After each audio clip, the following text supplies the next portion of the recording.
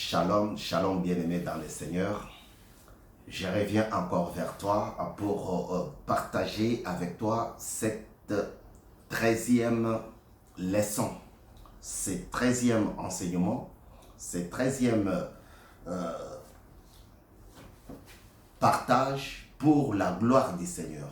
Nous sommes aujourd'hui le 22, pardon. Nous sommes aujourd'hui le 22 décembre 2019. Nous voulons partager avec toi parce que Dieu veut que tu reviennes dans sa maison. Parce que Dieu veut que tu saches combien il est bon et il sauve son peuple. Son peuple qui veut oublier ses bienfaits. Alléluia. Aujourd'hui, nous voulons parler de Mardoché et de son courage. Voyez, son soutien.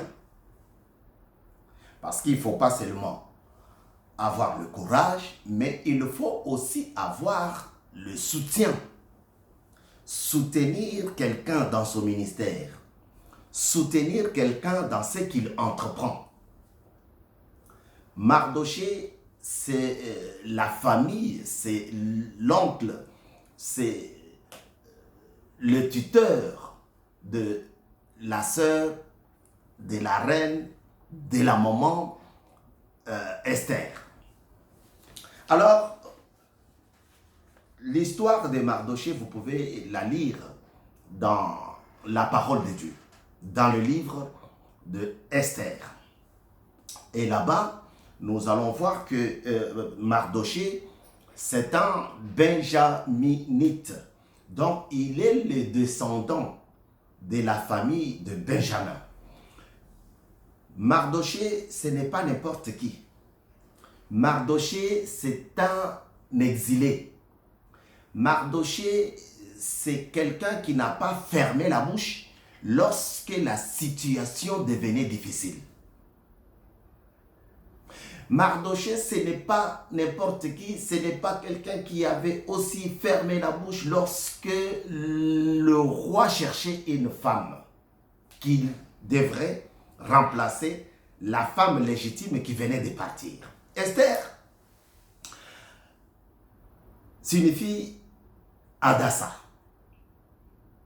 Adassa qui veut dire étoile, vous voyez? Et pour que cette étoile puisse briller, il avait fallu que Mardoché se présente. Vous voyez? Et Dieu, dans son adorable amour, il a fait voir à Esther qu'il y a un soutien quelque part dans ta famille. Souvent, on a toujours dit que l'ennemi peut aussi sortir de ta famille, mais l'encourageant comme Barnabas, l'encourageant comme Mardoché, sort aussi de notre propre famille. Donc, il ne faut pas négliger une partie de la famille. Mardoché, sur ces notes que j'ai ici, il refusa de se soumettre à Aman. Vous vous en souvenez, vous vous en souviendrez, que lorsque Aman a décrété, lorsque Aman a fait publier les décrets, les articles qui condamnaient les Juifs, Mardoché s'est pointé devant lui. Alléluia. Pour lui dire non, moi je ne dois pas faire ça. Il fut honoré par le roi. Quand on a demandé à Aman, si quelqu'un fait quelque chose pour le roi, s'il fait ceci, s'il fait cela, qu'est-ce qu'on peut faire de lui? Et c'est Aman qui a donné au roi l'idée de couronner la personne. Mais il ne savait pas qu'il s'agissait de Mardoché. Mardoché, c'est C'est la tête bien faite.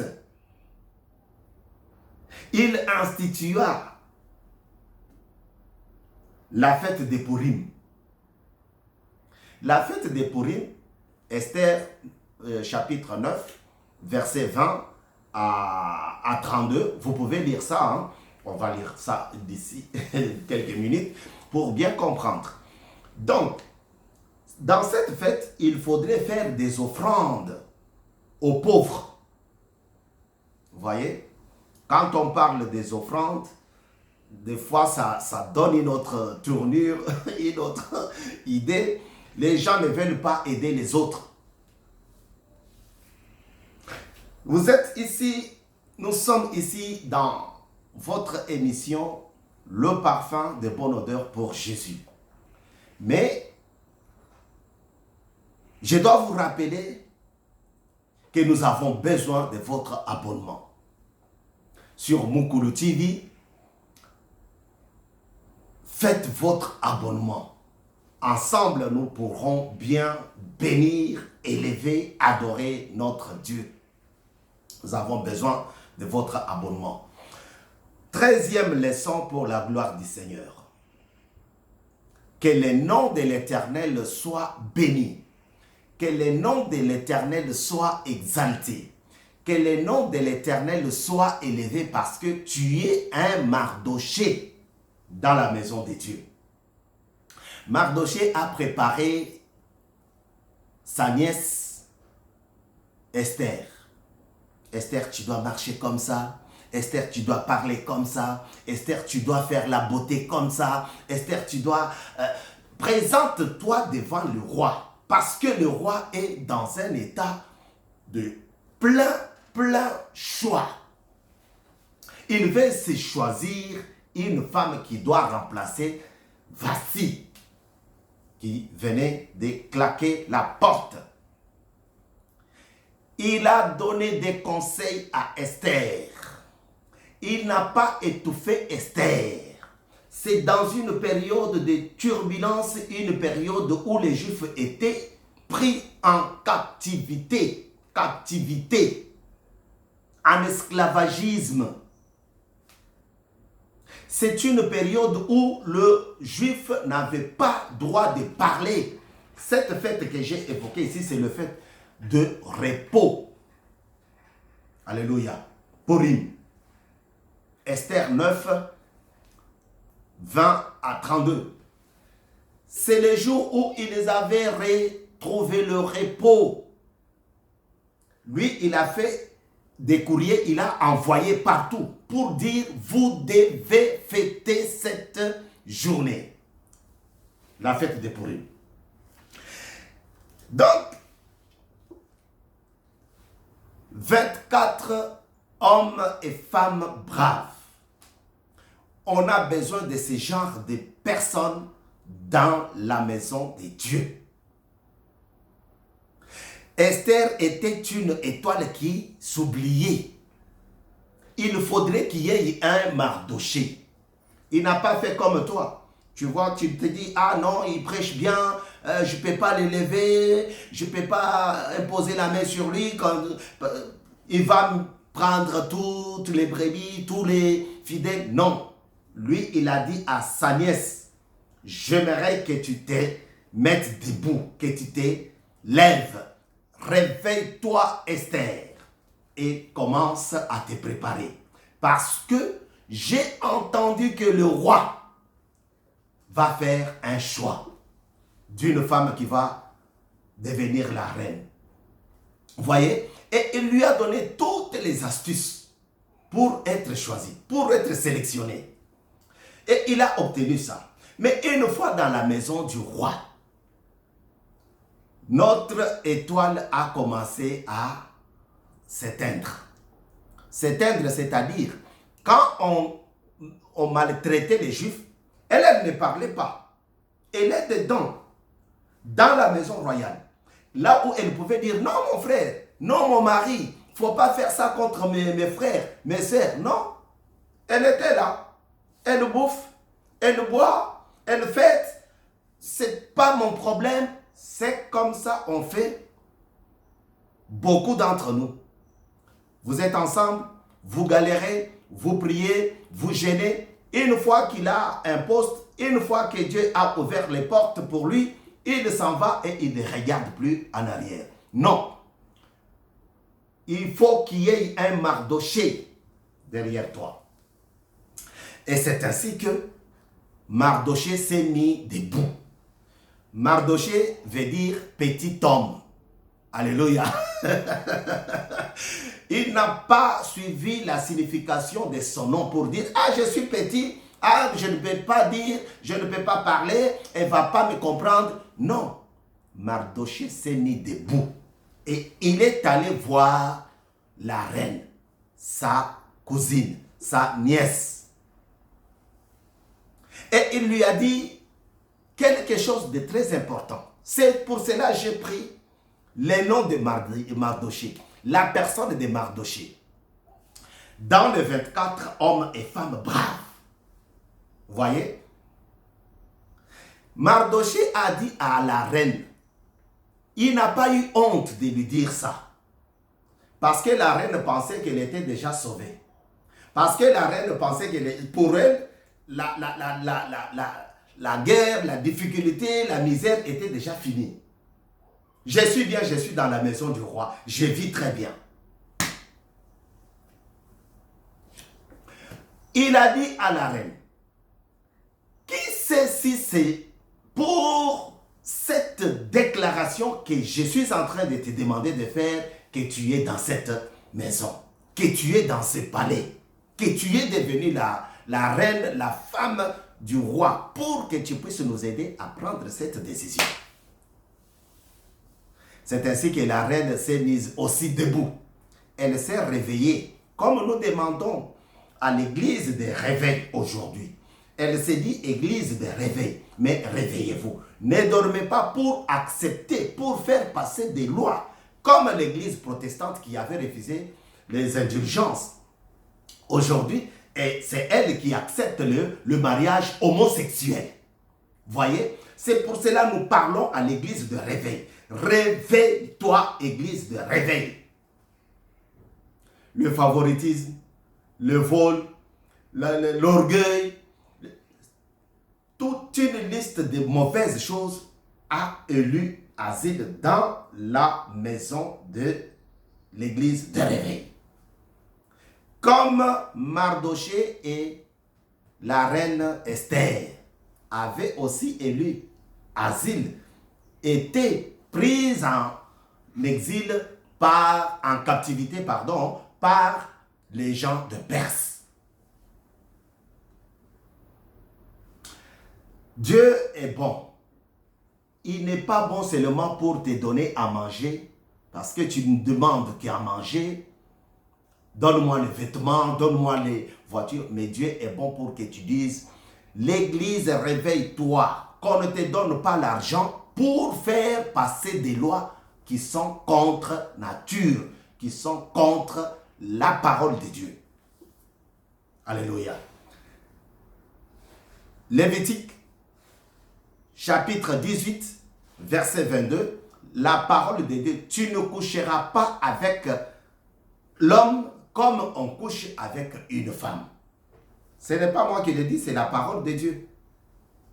Alors, Mardoché va faire publier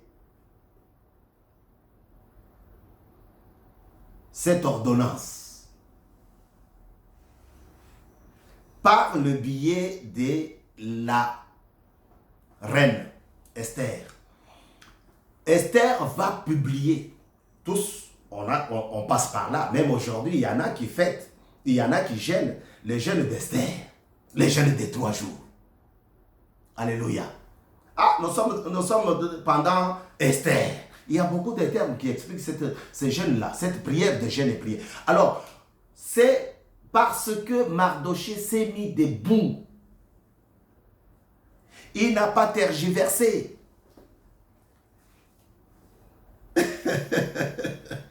Si vous voulez lire l'histoire, comment il a refusé de se soumettre à Aman, allez-y dans Esther 3.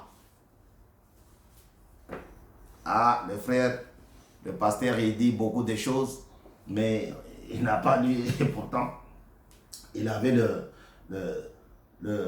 la Bible. Esther 3.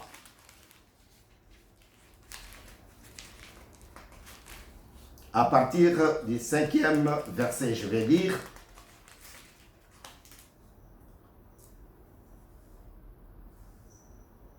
Je vais commencer par le verset 4.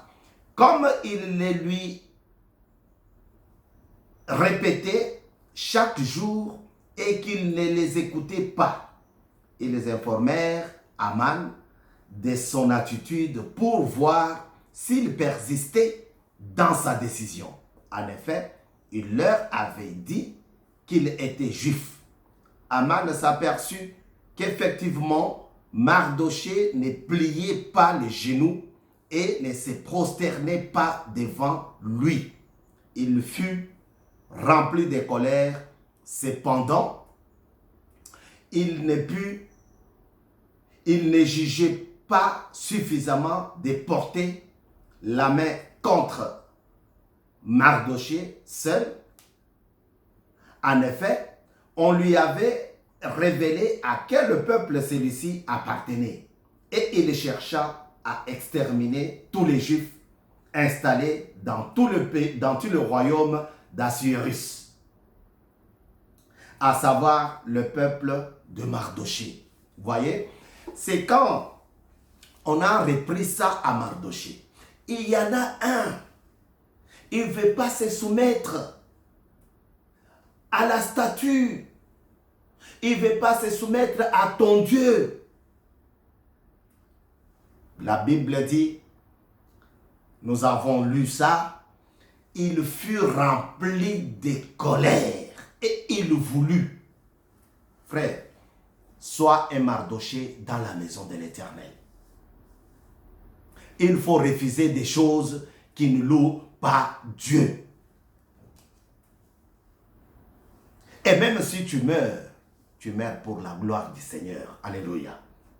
Il y a des gens, on leur donne l'argent, on lui propose l'argent, on lui propose des véhicules, il fait un faux témoignage. Il y a des gens, alléluia, il y en a beaucoup, il fait un mauvais témoignage. Il accepte de célébrer un mariage dans la maison de Dieu. Un faux mariage. Un mariage contre nature. Parce que on lui a proposé des papiers, on lui a proposé les vêtements, on lui a proposé l'argent. Ah, je ne sais pas quoi faire. C'est leur choix. Non.